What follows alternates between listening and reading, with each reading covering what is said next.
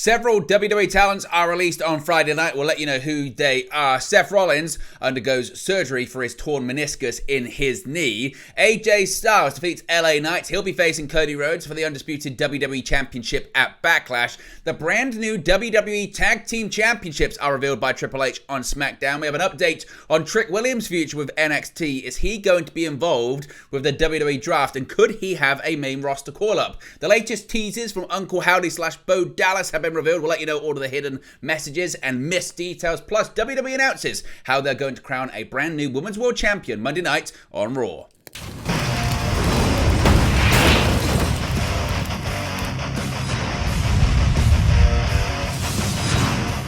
Hey guys, welcome back to Wrestling News 365. Hope everyone is doing very well. As always, there are plenty of news stories to get into in the world of professional wrestling. Let's start off talking about, I guess, the post-WrestleMania talent cuts that we've come to expect in recent years, because several WWE talents have been released, and they were reported as Friday's episode of SmackDown was on the air on Fox. Jinder Mahal, Xia Li, Zion Quinn, Via, and Sanga were all released by the company. Now, prior to the reports coming out suggesting that several talent had been released, both Mahal and Xia Li posted cryptic messages on social media, which we'll get to in just a second. Jinder Mahal stated that he had quit, although it has been confirmed that he was actually released by WWE. That's been reported by the likes of Wrestling Inc., Fightful Select, PW Insider, and others. Now, Fightful Select reported that they had not heard of any memos being sent to talent regarding the releases as of right now.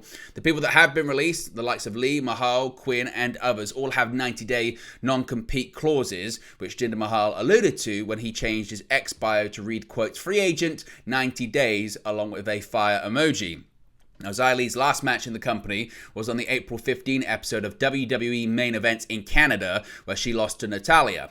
Jinder Mahal most recently was the subject to a series of posts on X by AEW President Tony Khan, comparing Mahal's booking against former World Heavyweight Champion Seth Rollins in comparison to AEW's hook against World Champion Samoa Joe. Mahal went on to be defeated by Rollins in their title match. Quinn's final match with WWE was during an episode of SmackDown taped on January 3rd, when he was defeated by Bron Breakker. Now, I mentioned there were several social media posts regarding this. The one that certainly caught a lot of people's attention, this was before the reporting came out, was Jinder Mahal saying, quote, "I quit, Maharaja out." His release was later confirmed.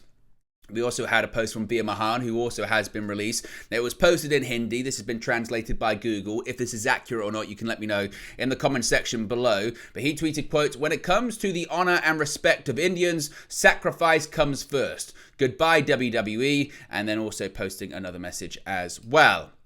Xia Li also posted this on social media saying, "Thank you WWE, thank you Triple H, thank you WWE Universe." She posted a lengthy statement, which you can see on the screen right there. It reads, quote, "It's been over 7 years since I joined WWE as the first female Chinese superstar. I feel incredibly proud.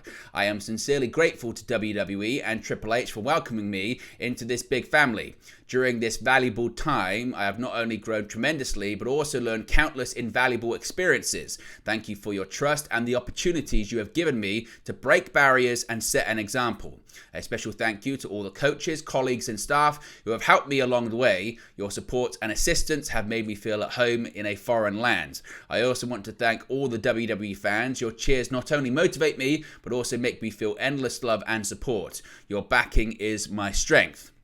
This journey with WWE has been wonderful, and I sincerely thank everyone who has been a part of it. This is not the end, but a new beginning. Let's embrace more exciting moments together." So that was the message that came from Xia Li on social media as well. Now, as I said, just a bit more of an update and a bit more context coming from Sean Ross Sapp of Fightful Select. They also confirmed that Xia Li, Jinder Mahal, Zion Quinn had been released by WWE. As I said, Jinder Mahal had posted this tweet suggesting that he quit, but Fightful have been told it indeed was a release. In an update after that, they have also been told that Via and Sanga have been released as well, but as I stress, thus far they've said that they've not heard of any memos to talent about the releases. So what do you think about these talent cuts? Do you expect any more? Let me know your thoughts about it in the comment section below.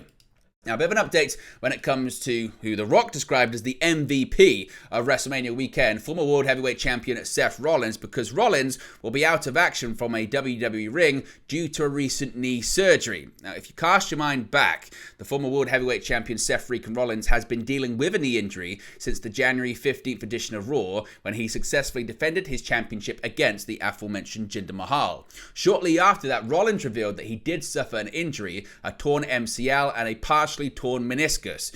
Now, he said he would recover though before WrestleMania, and that assessment was right because Rollins was back in the ring for live event matches 2 months later and even wrestled a TV match against Solo Sikoa on Raw on April 1st as well. At WrestleMania 40, Rollins teamed up with Cody Rhodes against The Rock and Roman Reigns in the Saturday night main event. The match went 45 minutes, with Rollins spending a lot of time in the ring and out of the ring as well, as The Rock getting the victory over Cody to conclude that match. Then, 24 hours later, or actually less than 24 hours later, but on WrestleMania Sunday, Rollins lost the World Heavyweight Championship he held for 10 months against Drew McIntyre. That wasn't all because Rollins also appeared in the main event to help Cody Rhodes against Roman Reigns in the Bloodline Rules match, which saw Reigns hit Rollins with a steel chair in the back moments before Cody came back to get the victory. Now, Becky Lynch, who of course is married to Seth Rollins, appeared on a talk show, RTE in Ireland, where she revealed Rollins had surgery this past Tuesday for a torn meniscus. She said, quote, "So, he just got surgery on Tuesday, so he had knee surgery. He tore his meniscus a little while before WrestleMania, and so his rehab, I suppose, is running after a little 3-year-old now. That'll be great for his knee surgery." So Becky has confirmed, indeed, that Rollins has undergone knee surgery. The 3-year-old that Lynch is referring to, of course, is the couple's 3-year-old daughter, Rue. Now, there is no timeline announced for when Seth Rollins will return to the WWE ring. A torn meniscus surgical repair is different for everybody, depending on if it was a full tear that needed to be repaired or if it was a partial tear. The recovery time could be anywhere from a month to 3 months or maybe even 6 months. As of the time of this recording, the recovery time is unknown, and Rollins has yet to comment on the surgery itself. Now, as I said, The Rock actually referred to Rollins as the MVP of WrestleMania weekend. Considering what we know now of his knee injury, would you say that's the case? Let me know your thoughts about it in the comments section below. Now let's go to SmackDown last night because we have a brand new #1 contender for the undisputed WWE Championship. AJ Styles got the victory over LA Knight in a WrestleMania 40 rematch to open Friday's episode of SmackDown in Pittsburgh, Pennsylvania. Styles will go on to face Cody Rhodes for the undisputed WWE Championship at Backlash on May 4 at the LDLC Arena in Lyon, France. Both men earned the shot to become #1 contender after winning their respective triple threat matches on last week's episode of SmackDown. The men locked up to start off the match, with Knight getting Styles into the corner first thing. Knight got Styles out of the ring numerous times, bouncing his face off the announce desk and even sliding from back inside the ring to send Styles into the desk for a second time with a kick. Knight was able to hit a superplex, but Styles kicked out. The megastar dodged a phenomenal forearm but hit a power slam instead, followed by a big elbow, but Styles was able to dodge the blunt force trauma. Styles got the upper hand by poking Knight in the eye and then hitting the phenomenal forearm for the pinfall victory. With this victory, Styles and LA Knight are now 1-1, with the former getting the upper hand and the shot at the title at the upcoming Premium Live event. It'll be Rhodes' first defense since winning the championship from Roman Reigns and finishing the story at WrestleMania in Philadelphia. Now, also on SmackDown, we saw a brutal and bloody and violent attack on Kevin Owens, courtesy of the Bloodline. Now, in a stunning display last night on SmackDown, Tama Tonga attacked Kevin Owens, bloodying him in a show of power. The chaos started when Paul Heyman and Solo Sikoa came down to the ring, where Heyman tried to inform the WWE Universe about the current ongoings of the Bloodline, but struggled to speak after the crowd began chanting, "We want Roman." Sikoa quickly snatched the mic and then proceeded to say last week he gained a new brother, but he had to lose one in the process before introducing his MFT Tama Tonga. Out came Owens in that moment, with blood all over his face as Tonga threw him down the ramp. Tonga then proceeded to continue his ambush, throwing Owens into the ring before he and Sikoa threw up the wands, joined after by Heyman. Tonga and Sikoa continued their assault, forcing SmackDown General Manager Nick Aldis and a ton of officials to come down. Things ended with Sikoa pulling away Tonga as Aldis stepped in front of him, just as Tonga was going to deliver a chair shot to Owens. After the segment ended, Aldis was shown pulling Heyman backstage and outside of of the arena where a rental car had T-boned another. Heyman was too stunned to speak, saying that none of this had been authorized, but Otis didn't want to hear it. Instead, he warned Heyman to keep the Bloodline in check ahead of next week's draft. So what did you make of this segment? What do you make of the developments when it comes to the Bloodline? Let me know your thoughts about that as well. Now, we saw World Tag Team Championships announced on Raw. Now we have WWE Tag Team Championships confirmed for SmackDown. Austin Theory and Grayson Waller of A-Town Down Under appeared Friday night to follow in the footsteps of Raw's Awesome Truth and trading their SmackDown Tag Team Championships for a pair of new titles, the WWE Tag Team Championships. A-Town Down Under shared the ring with Nick Aldis and Paul Triple H Levesque to receive their new titles. The new titles take design cues from the historic World Tag Team Championships, which were active from 1971 to 2010 in WWE. Waller approved of the new design and noted that it was a superstar championship. Theory and Waller are nothing if not dramatic, and when prompted to shake Levesque's hand following the reveal of the new titles, Theory and Waller instead elected to shake the hand of their teammate and act tough in front of WWE's CCO. Aldis stepped in and warned the two that if they were to disrespect Levesque again, then he would use his authoritative power to dissolve the team of A-Town Down Under. Whether this is related to the upcoming draft or simply a threat from an official figure is unclear.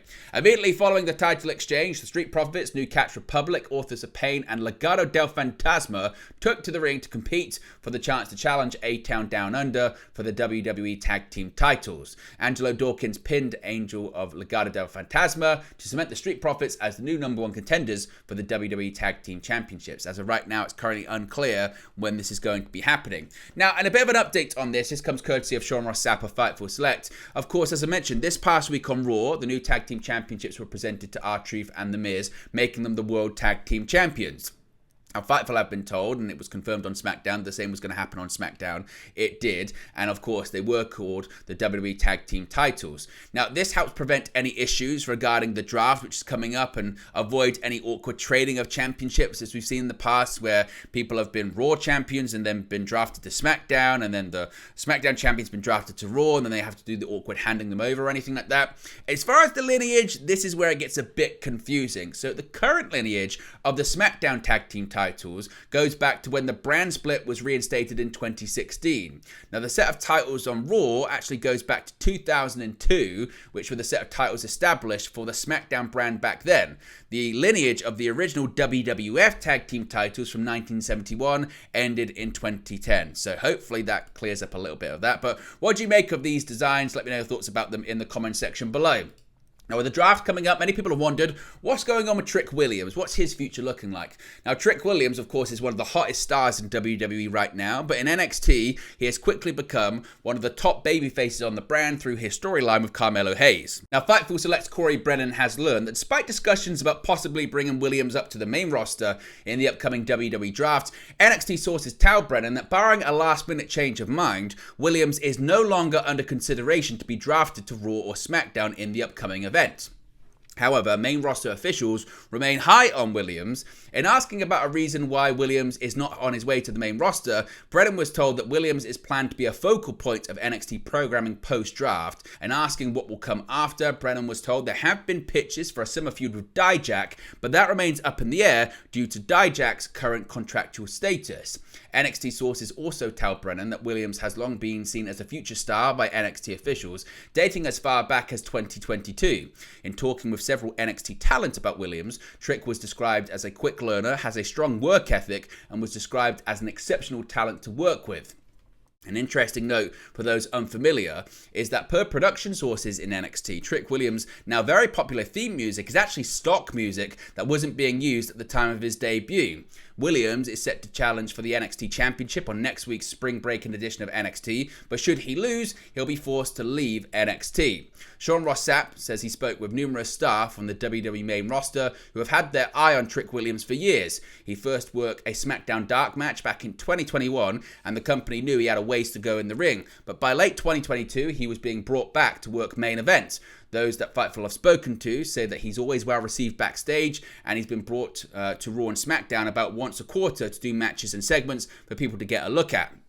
Now, NXT and main roster sources that Fightful spoke to said they haven't seen Williams plateau as of yet and believe time as the face of NXT will serve him well. Now, last night we saw plenty of Bo Dallas / Uncle Howdy teases, so let's get straight into them. First of which, the QR code images appeared on the screen when Triple H was making his way to the ring as part of, as I mentioned, that WWE Tag Team Championship unveiling. You can see right there the crow appearing once more, and also this QR code. Now, what happened when you scanned this QR code? Well, if you scanned it, you got to this image, which you would say, well, it doesn't really seem all that much. Well, there was a hidden link when it comes to this image, and if you click the link, here's what you found.